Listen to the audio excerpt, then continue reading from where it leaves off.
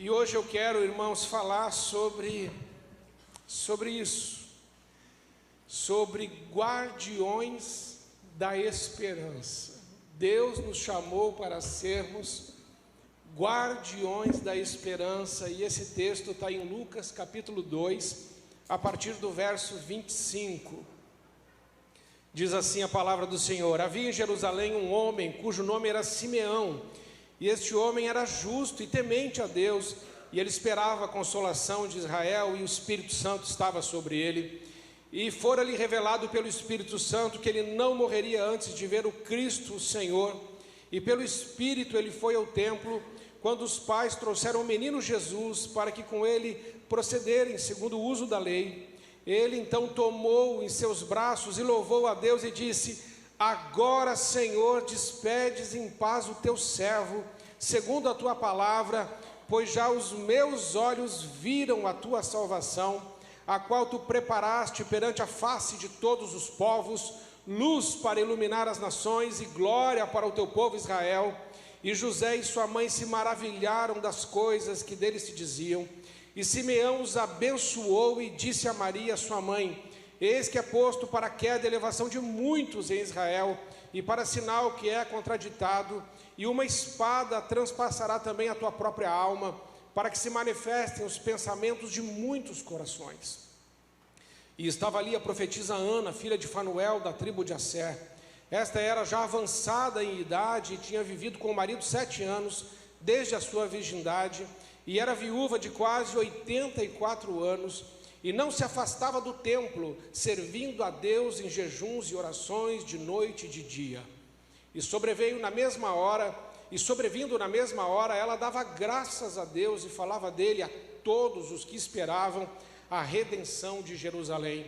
E isso tudo se dá, irmãos, depois de 400 anos que Deus está em silêncio. No período intertestamentário, Deus não fala por 400 anos, e então vem a promessa, a profecia se cumpre que Jesus virá.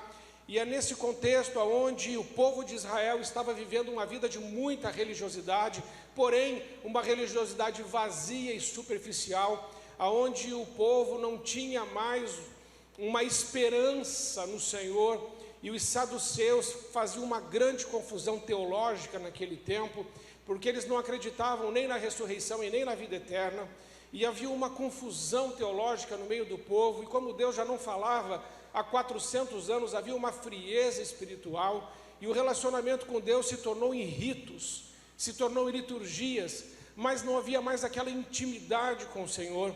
É nesse contexto que Deus levantou um homem e uma mulher cheios do Espírito Santo de Deus, que são Simeão e Ana. E Simeão, segundo os estudiosos, talvez ele tivesse cerca mais ou menos de 100 anos, e a Ana estava fazendo 84 anos, e esse homem e esta mulher eram cheios do Espírito Santo de Deus, e o Espírito Santo havia prometido a Simeão que ele não morreria antes de ver a consolação de Israel. Foi uma promessa que o Espírito Santo fez ao coração daquele homem, e ele creu na promessa de Deus. Eu não sei quanto tempo isso levou, mas ele não abriu mão de guardar a esperança daquilo que o Espírito Santo havia falado com ele. E aí, quando eu comecei a olhar esse texto e meditar nele, lá no versículo 25 vai dizer que este homem era um homem temente a Deus. E eu falei: Senhor, por quê? Como que é isso de o Senhor fazer uma promessa para um homem, que este homem veria o próprio Cristo depois de 400 anos de silêncio, e que os olhos dele veriam a salvação, a consolação de Israel? Mas é porque está escrito lá no Salmo 25:14, que o segredo do Senhor, a intimidade do Senhor é para aqueles que o temem. E uma lição que eu aprendo com Simeão nessa noite é que o temor do Senhor faz com que a gente conheça o coração de Deus. Pessoas que temem a Deus, que andam nos seus retos e santos caminhos, pessoas que se desviam do mal, são pessoas que estão se consagrando a Deus. Estas terão da parte do Senhor os segredos do Senhor e a graça do Senhor sobre a vida deles. E Simeão recebe uma promessa tremenda do Espírito Santo. Ele disse para Simeão: você não vai morrer. você só vai morrer depois de ver a salvação, a consolação de Israel. E aquele homem guardou aquela palavra, e eu não sei por quanto tempo, mas ele foi um guardião daquela esperança. E Ana, aquela mulher que depois de 7 anos de casado, o seu marido morreu, e ela estava com 84 anos, então a gente pode acreditar que ela estava há mais de 60 anos, talvez 65 anos, morando no templo, adorando a Deus de dia e de noite, em jejum e oração. Uma vida consagrada, buscando uma coisa só, meus irmãos, buscando a presença do Deus Todo-Poderoso. E Simeão aguardava a presença do Deus Todo-Poderoso, e nós entendemos que hoje essa é a maior necessidade da igreja, a presença de Deus no meio de nós, porque quando a presença de Deus está no meio de nós, não há impossíveis. A cura, a salvação, a libertação. O Antigo Testamento diz que quando a presença do Senhor estava no meio do povo, lá no deserto, uma nuvem guiava o povo, e quando a nuvem parava, o povo parava, e quando a nuvem andava, o povo andava. E quando nós andamos na presença de Deus, nós somos guiados por Deus. E quando somos guiados por Deus, não entramos em labirintos, não entramos em becos sem saída. Quando somos guiados por Deus, andamos em caminhos retos, em caminhos planos, em caminhos que nos levam a Canaã, a terra prometida.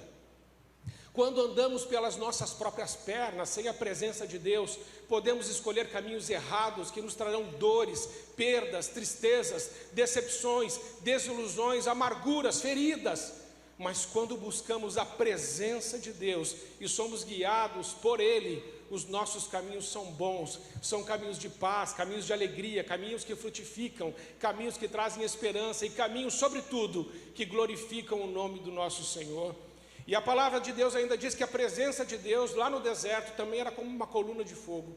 E essa coluna de fogo se manifestava à noite, porque às vezes, irmãos, nós temos noites difíceis, noites terríveis.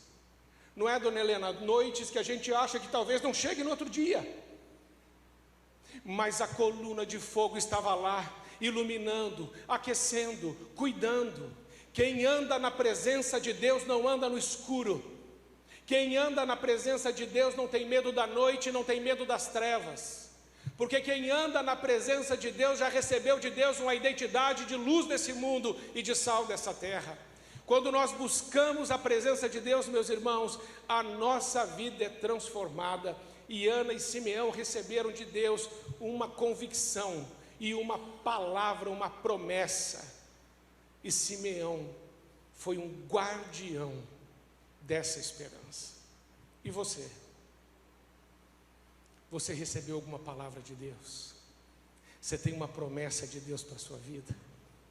Você tem sonhos que Deus colocou no seu coração? Porque no coração de Simeão, o Espírito Santo foi semeando sonhos. Não é comum um casal de idosos daquela idade, 100 anos e 84 anos, ainda estarem firmes e ainda estarem sonhando. Mas é que quando o Espírito Santo de Deus entra na nossa vida e semeia sonhos, a gente vive uma outra perspectiva. Vivemos apaixonados pela vida e apaixonados pela presença do Senhor, e nós voltamos a sonhar. Quando eu cheguei aqui nessa igreja, o Espírito Santo semeou um sonho no meu coração. E aqui não tinha nada, aqui a gente só tinha o estacionamento aqui do lado, mas pela fé eu vi aquele prédio ali, e era um sonho que Deus queria realizar, e Deus construiu aquilo ali através da vida da igreja, e aquele prédio está pronto, e as crianças estão ali agora adorando a Deus, aprendendo a palavra de Deus. E nós temos uma ministra do Ministério Infantil, a Melina, que é uma mulher cheia do Espírito Santo de Deus, que tem feito a diferença ali. E eu quero dizer uma coisa para vocês, irmãos: eu não acredito que essa geração será cheia do Espírito Santo. Eu acredito que aquelas crianças podem ser cheias do Espírito Santo agora mesmo naquele lugar, porque nós estamos buscando aqui a presença de Deus, mais do que o poder de Deus, a presença de Deus. Porque quando Deus se faz presente, o ambiente é outro. Quando Deus se faz presente, o Lázaro que estava morto 4 dias ressuscita. Quando Deus está presente, o leproso é limpo. Quando Deus está presente, o paralítico anda. Quando Deus está presente, os pecados são perdoados. Quando Deus está presente, os mortos ressuscitam. Quando Deus está presente, a nossa vida tem outro sentido, outro significado. E nós podemos e precisamos, irmãos, urgentemente desejar essa vida, uma vida na presença de Deus, e mais do que isso, ser um celeiro, um guardião das promessas de Deus, e ser um guardião da esperança daquilo que Deus colocou no nosso coração. E eu falei para Deus: Senhor, eu estou sonhando com coisas maiores, e a gente precisa de mais gente aqui para ajudar. E eu comecei a sonhar que nós teríamos um pastor para nos ajudar com os jovens. E aí o pastor Eduardo está lá no Kids. E aí o pastor Eduardo veio com a Melina. E ele tem sido uma bênção, um canal de Deus aqui. Mas eu falei: Senhor, eu ainda estou sonhando, espero que o Senhor traga um pastor para os adolescentes. E aí veio o pastor Tiago, e ele tem sido usado tremendamente aqui nesse lugar. E pregou na quinta-feira, melhor que o Billy Graham. O rapaz é uma bênção.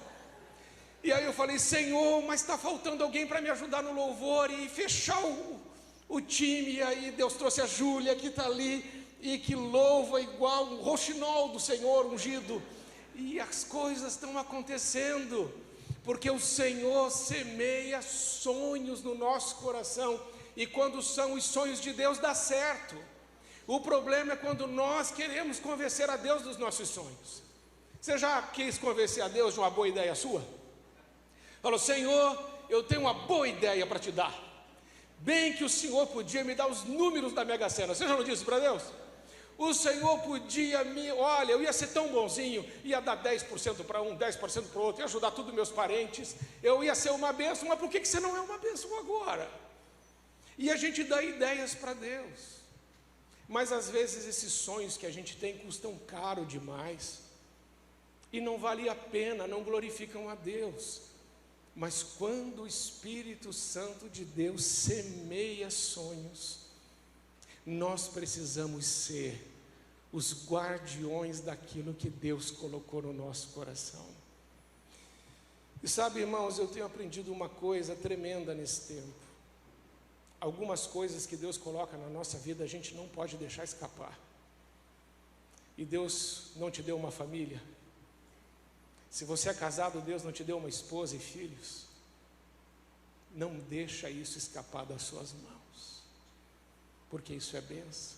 Dona Arlete, tudo bem aí? Firme? E o Caleb?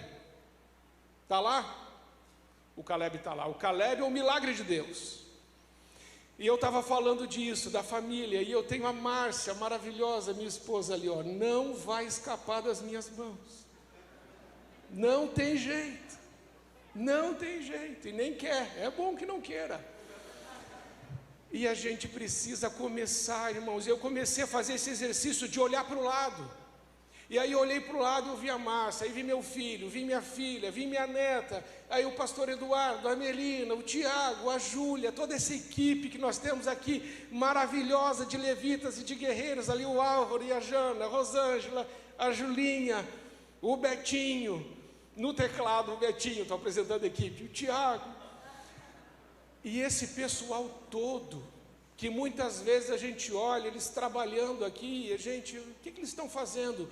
Eles estão fazendo a diferença nesse lugar, porque eles também são guardiões da esperança. E quando foi do aniversário da igreja, o Betinho também falou: eu nasci aqui, eu casei aqui, e não sei se você vai morrer aqui, mas a gente está junto, e a gente está junto até o final, né, Betinho? O Betinho é um cara de palavra, e nós estamos juntos, irmãos. Eu quero dizer para você que talvez Deus não te revele uma coisa nova, porque Ele já te deu, e você precisa guardar e valorizar isso que Deus te deu, ser um guardião das sementes do Espírito Santo, um guardião dos sonhos de Deus.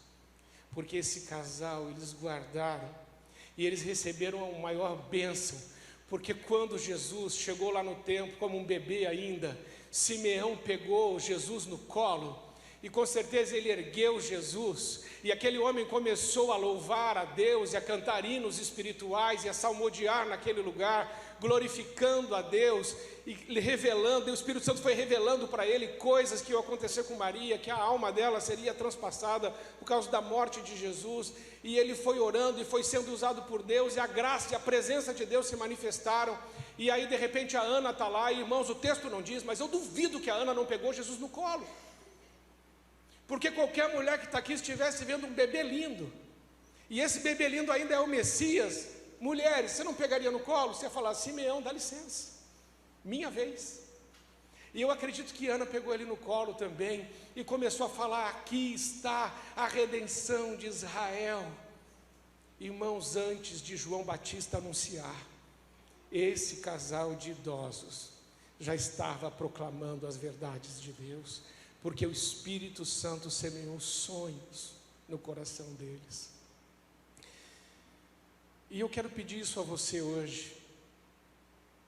Se você puder fazer uma oração e dizer, Senhor, quais são os teus sonhos que o Senhor está semeando na minha vida? Não deixa que isso escape das minhas mãos. Porque naquele dia que o Espírito Santo falou com Simeão, ele podia ter dito assim, Senhor, eu estou cansado, eu sou idoso, eu já estou velho, arruma outro para ficar lá. Mas não, aquele homem se levantou e foi para lá e teve um encontro maravilhoso e único com o Senhor. E sabe, irmãos, nós precisamos de ter algo na nossa vida que seja tão grande da parte de Deus, um sonho tão grande, que chega um momento que a gente diga assim, quando isso se cumprir, eu posso partir dessa vida em paz. E eu tenho um sonho, e eu quero compartilhar esse sonho com os irmãos. Eu tenho um sonho, irmãos, antes de eu morrer, eu quero ver o derramar das torrentes das águas do Espírito Santo sobre esse lugar. Eu quero ver Montenegro ser cheia do conhecimento e da glória do Senhor, assim como as águas cobrem o mar. Eu desejo ver um avivamento em todas as igrejas dessa cidade. Eu quero ouvir as estatísticas desse estado dizendo que o Rio Grande do Sul nunca mais será o líder de suicídios, mas que o Rio Grande do Sul é o líder de enviar para o mundo e para o Brasil pastores, missionários, evangelistas e homens e mulheres cheios do Espírito Santo para fazer a diferença nessa terra. Eu acredito nisso, que nós vamos chegar nesse lugar em nome de Jesus. E quando chegar esse dia, eu vou dizer também, Senhor, pode me despedir em paz, porque eu já alcancei aquilo que eu sonhava. E eu acredito que esse sonho é um sonho de Deus também. Você tem algum sonho que é um sonho de Deus que está no seu coração? Algo que você pudesse dizer assim, Senhor, se isso acontecer, é suficiente, Senhor. Se o Senhor fizer isso, o Senhor pode me levar. E eu quero fazer hoje com você essa oração. E eu conversava hoje com a Júlia e falei, Júlia, nós precisamos cantar à noite um louvor que diz, eu não vou morrer enquanto o Senhor não cumprir em mim todos os sonhos que Ele mesmo sonhou para mim. Amém? E aí, irmãos, eu tenho sonhos aqui materializados que eu posso enxergar, mas eu tenho sonhos que eu ainda espero de ver da parte do Senhor. E talvez o seu sonho, algumas mulheres que estão aqui, talvez digam assim, pastor, o meu sonho é ver o meu marido dizendo, eu confesso Jesus Cristo como meu único e suficiente Senhor e Salvador. Talvez alguns homens que estejam aqui digam, olha, eu queria ver os meus filhos, a minha família, toda unida na mesma mesa, a mesa que o Senhor Jesus está. Eu tenho um sonho, que eu daria a minha vida por esse sonho. Teve um homem, Martin Luther King, ele teve um sonho, ele levou um tiro por causa desse sonho, mas ele não abriu mão de sonhar aquele sonho, de fazer a diferença naquela sociedade. E eu penso que nós podemos ir mais longe do que estamos indo, irmãos, se nós formos guardiões da esperança e das sementes do Espírito Santo que estão no nosso coração. Eu sonho o dia, irmãos, que eu não vou conseguir sair da minha cadeira e subir aqui em cima. Eu sonho com esse dia.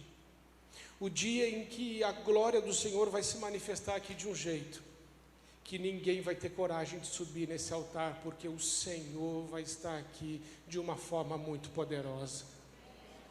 Porque foi por esses tempos que um grande avivamento aconteceu na Europa. E eu estava lendo o livro daquele pastor, Caçadores de Deus. E os dois pastores conversavam e eles falavam: quem de nós vai subir para pregar? E um pastor falou para o outro: eu não vou subir lá. E o outro falou: eu também não. Porque a glória de Deus está naquele lugar e nós estamos com medo. Medo de fazer alguma coisa errada e desagradar ao Senhor. Às vezes nós subimos aqui, pregamos e falamos aquilo que Deus coloca no nosso coração, mas quando a presença de Deus é forte demais, a gente só consegue chorar e adorar. E eu, no meio desses louvores hoje, de manhã e à noite, eu estava adorando e chorando e dizendo: Senhor, faz alguma coisa no meio de nós. Faz aquilo que só o Senhor pode fazer, porque o Senhor conhece a nossa vida e a nossa história, e o Senhor sabe o que a gente precisa. Eu não quero participar de mais um culto, eu quero participar de um culto aonde o Senhor manifesta a sua glória, aonde o Senhor faz a diferença, aonde a gente volta para casa, mas a gente não volta igual, porque o Senhor tocou a nossa vida. Então, no meio desse louvor, Júlia, pode vir. Nós vamos louvar agora. E nós vamos louvar que nós não vamos morrer enquanto o Senhor não cumprir em nós todos os sonhos que Ele sonhou para nós. E eu também me lembro de coisas que aconteceram aqui na igreja. E quando eu olho lá a Dona Arlete, eu me lembro da Joyce, né, Dona Arlete, sua filha, que orou 17 anos, irmãos, 17 anos pedindo um filho. E nasceu o neto da Dona Arlete, o Caleb. Sabe por quê? Porque a Joyce foi uma guardiã da esperança. E até quando o marido dela não cria mais, eu esqueci o nome dele, Dona Arlete. O Joilson, é tão fácil, né? Joyce e Joilson. O Joilson não acreditava mais. E a Joyce veio sozinha para o altar. Porque o Joilson dizia assim: eu não vou de novo lá. Eu já desisti. Mas a Joyce não desistiu. E sabe por que ela não desistiu? Ela engravidou. E Deus deu a ela, depois de 17 anos, quando ela veio pedir ao Senhor, naquele culto, que desse a graça para ela. Ela guardou a esperança por 17 anos. Outras mulheres que estão aqui que eu conheço guardaram a esperança de ver um marido se converter, e eles se converteram. E eu quero dizer mais, irmãos. Simeão e Ana eram idosos. E Deus reservou para aqueles idosos uma visão que muitos profetas e reis queriam ter e não tiveram, de ver Jesus. Eu sonho nessa igreja, irmão Luiz, com um ministério de idosos. E se Deus permitir, irmão Luiz, ano que vem a gente vai ter. E vai se chamar, e eu já tenho até o nome, Longevidade 360. Nada de melhor idade. Melhor idade é mais novo, que você não sente dor em tudo. Não precisa ficar tomando um monte de remédio, que eu já estou indo para esse lugar. Mas longevidade 360 significa que os idosos viverão e serão cuidados e viverão o melhor nessa terra, em nome de Jesus. O nosso Brasil está exportando jovens para a Alemanha, para que os jovens vão cuidar dos idosos lá. A Alemanha fez um contrato com a Universidade Católica de Brasília e está levando os nossos jovens que estão estudando nessa área para ir para lá. Parece realmente o contexto da Babilônia, onde a Babilônia levou os príncipes do povo e os jovens, como levou Daniel, para aquele lugar. E a nossa juventude não pode ser levada embora. Estamos com um problema de natalidade no Brasil. E os idosos não estão sendo cuidados. Nós temos cursos para dar para os pais quando as crianças nascem, e todo mundo se prepara para ter um bebê, mas as famílias não estão se preparando para cuidar dos idosos. A gente precisa fazer curso para cuidar dos idosos também. Mas tem muitos idosos aqui que são muito mais fortes do que muitos jovens. E eu fui jogar pádel com o seu Luiz e levei um couro dele. Ele é poderoso. É mesmo.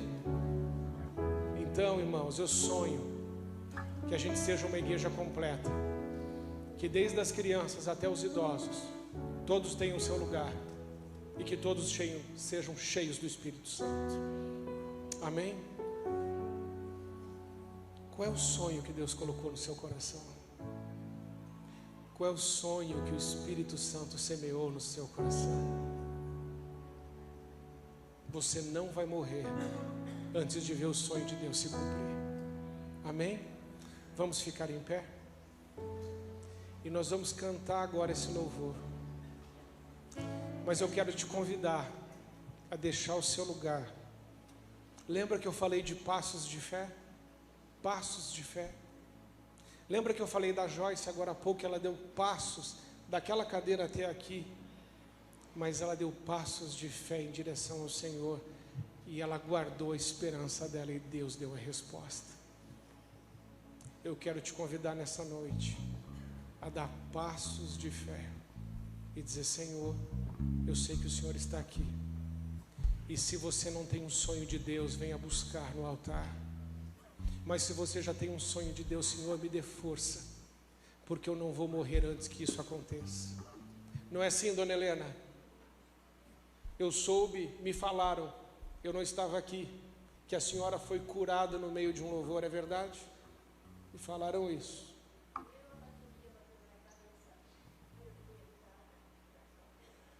Amém. Foi.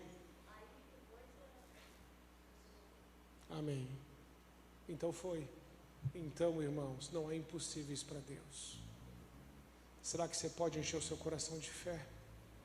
Será que você pode dar passos de fé nessa noite e dizer: Senhor, quero viver por algo maior, e eu desejo e quero ver o que o Senhor quer fazer, e eu não vou morrer antes que isso aconteça. Amém? Então vem, antes do louvor, vem agora, eu vou te esperar. E depois que você vier, nós vamos louvar. Vem agora, traga a sua oração, traga o sonho que Deus colocou no seu coração, porque o sonho que Deus colocou no coração de Simeão e Ana, eles precisaram guardar por bastante tempo, mas a vitória veio, a graça veio, o favor veio, o milagre chegou. Irmãos, nós precisamos viver nessa expectativa, de viver não os nossos sonhos, mas de vivermos os sonhos de Deus, porque eles são maiores e melhores. Pode chegar bem para frente, dá mais um passinho pertinho. Isso. E aí quem quiser vir, vem. E quem não pôde vir porque encheu, não tem problema, mas se você puder vir, vem. Dá esses passos de fé, mesmo que seja no corredor, e nós vamos louvar. Transforma esse louvor agora na sua adoração. Vamos louvar em nome de Jesus. Que louvor abençoado, louvado seja Deus. Amém, irmãos? Esse louvor é antigo? É Nani Azevedo. Eu sou meio antigo, eu não sou velho, eu sou antigo. Mas, irmãos, o mais importante não é se ele é antigo, se ele é velho, se ele é novo, é a verdade que está nesse louvor. Amém. E eu creio, irmãos, que todos nós, com a graça de Deus, ninguém aqui vai morrer sem ver o que o Senhor vai fazer. Coisas lindas e extraordinárias. Irmãos, eu estou cada vez mais apaixonado por Jesus. Aquele Jesus simples, que andava no meio do povo, que abraçava as pessoas, que era cheio de misericórdia e de graça.